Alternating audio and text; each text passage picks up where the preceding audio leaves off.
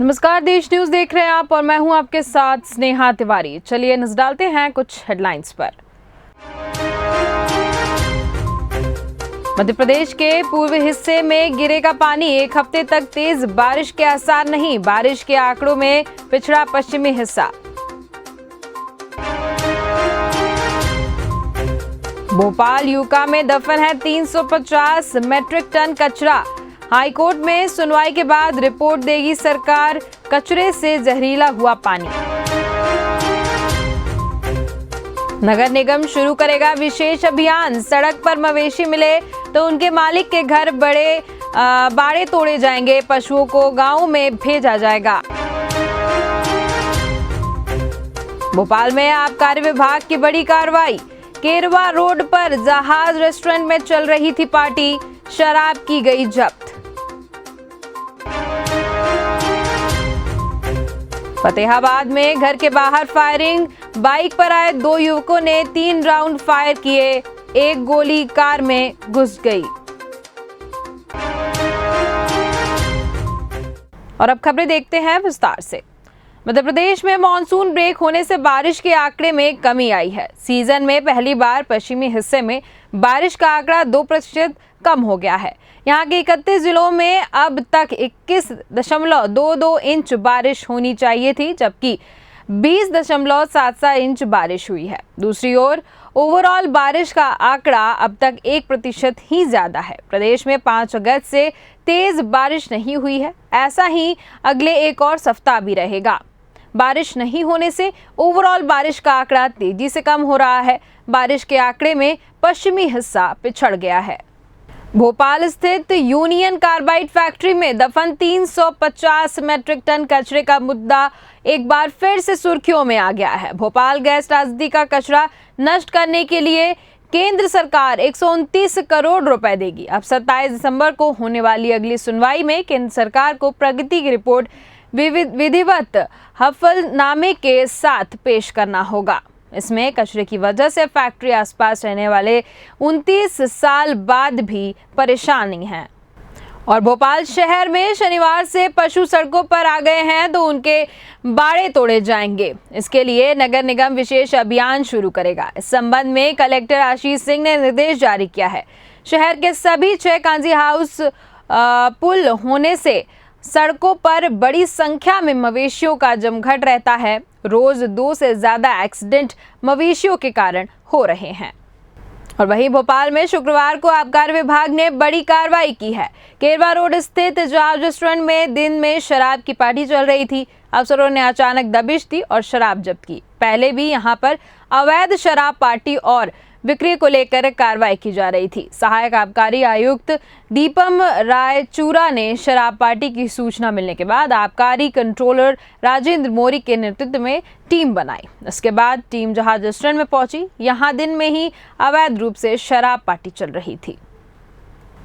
और वहीं हरियाणा के फतेहाबाद जिले के टोहाना क्षेत्र में पड़ने वाले गांव कन्हडी में शुक्रवार देर रात फायरिंग हुई। बाइक सवार 2 युवकों ने एक घर पर गोलियां चलाई। युवकों ने 3 राउंड फायरिंग की, जिसमें से एक गोली कार को लगी। गोली कार की खिड़की को चीरते हुए अंदर जा पहुंची।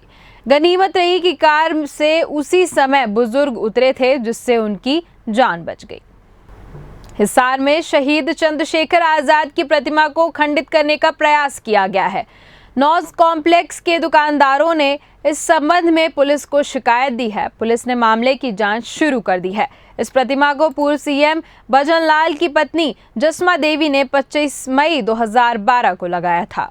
और वहीं समस्तीपुर में शुक्रवार देर शाम पिकअप की ठोकर से एक महिला की मौत हो गई। महिला की पहचान सोनी देवी के रूप में की गई है। घटना की सूचना के बाद पारिवारिक सदस्यों के बीच कोहराम मचा हुआ है। सदर अस्पताल में नगर पुलिस के मृतक के शव को जब्त कर पोस्टमार्टम की प्रक्रिया शुरू हो गई है। हादसा जिले के विभूतिपुर थाने के सिंधिया घाट तहसील राय मुख्य पथ पर शिवानाथपुर चौक के समीप हुआ। और वहीं छत्तीसगढ़ के गुमनाम स्वतंत्रता संग्राम सेनानियों को भारतीय जनता पार्टी याद कर रही है। इस चुनावी साल में देशभक्ति के भाव को लेकर भाजपा गांव-गांव पहुंच रही है। केंद्र सरकार की योजना के तहत भारतीय जनता पार्टी ने तय किया है कि छत्तीसगढ़ के 90 विधानसभा क्षेत्रों में स्वतंत्रता संग्राम में शहीद हुए लोगों और सेनानियों के गांव में जाकर विशेष कार्यक्रम आयोजित किए जाएंगे। कुछ महीने बाद ही विधानसभा चुनाव होने वाले हैं और हर राजनीतिक दल में पार्टी के नेता कार्यकर्ता दल बदल रहे हैं। अब चुनाव से पहले कांग्रेस को बड़ा झटका लगा है जब कांग्रेस के दिग्गज नेता अभय मिश्रा और उनकी पत्नी नीलम मिश्रा ने गृह मंत्री नरोत्तम मिश्रा के साथ होकर बीजेपी का दामन थाम लिया है। दोनों पति पत्नी सेमरिया विधानसभा से विधायक रह चुके हैं। प्रदेश अध्यक्ष वी.डी. शर्मा ने कांग्रेस से आए दोनों का गमछा पहनाकर स्वागत किया है। हालांकि अभय मिश्रा के साथ आदिवासी महिला नेता सुंदरी यादव ने भी बीजेपी का दामन थाम लिया है। इधर बीजेपी का दामन थामने के बाद अभय मिश्रा ने मीडिया से कहा कि कांग्रेस में पहले दल से लड़ो फिर जनता के बीच जाओ, लेकिन सेमरिया विधानसभा का जो भी विकास हुआ है वो शिवराज सरकार की ही देन है। फिर 2013 से 18 तक मेरी पत्नी नीलम मिश्रा जी को शिवराज जी ने, भारतीय जनता पार्टी ने टिकट दिया और ये विधायक बनी। फिर इसके बाद 2015 से लेकर अभी 2022 तक मैं जिला पंचायत का अध्यक्ष रहा हूं और मैं भूलवश या मान लीजिए हड़बड़ाहट में मैं समझ नहीं पाया और मैं पिछले 2018 वाले चुनाव में मैं कांग्रेस पार्टी में चला गया और हारा। तब मैंने देखा कांग्रेस पार्टी में पूरे के पूरे पार्टी के अंदर भीतरघात एक कल्चर, सब के सब भीतरघात करते हैं। अभी भी मैं ये देख रहा हूँ कि इनका मूल उद्देश्य सत्ता प्राप्त करना है, सेवा से दूर दूर तक संबंध नहीं है। राजधानी भोपाल के टीटी नगर थाना अंतर्गत पशु क्रूरता का मामला सामने आया है, जिसमें किसी अज्ञात बदमाश ने गाय के यौन में चाकू मार दिया, जिससे गाय बुरी तरह से घायल हो गई। घटना की जानकारी मिलते ही बड़ी संख्या में बजरंग दल के कार्यकर्ता टीटी नगर थाने पहुंचे और अपराधी पर कड़ी कार्रवाई की मांग की। हालांकि मौके पर पहुंचे टीटी नगर एसीपी चंद्रशेखर पांडे ने एफआईआर दर्ज करते हुए कहा कि दोषियों को बख्शा नहीं जाएगा। तो फिलहाल के इस बुलेटिन में इतना ही। देखते रहिए देश न्यूज़। नमस्कार।